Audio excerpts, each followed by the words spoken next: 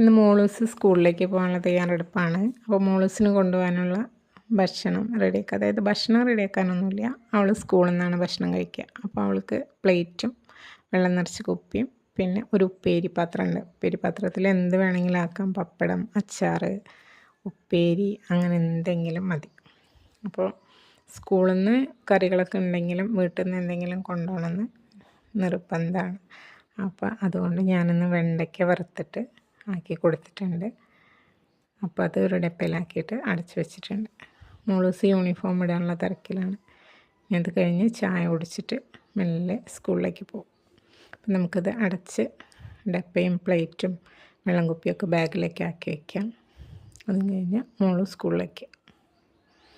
നിങ്ങളുടെ കുട്ടികളൊക്കെ സ്കൂളിൽ നിന്ന് തന്നെയാണോ ഭക്ഷണം കഴിക്കുന്നത്, അതോ വീട്ടിൽ നിന്ന് കൊണ്ടുപോകണോ?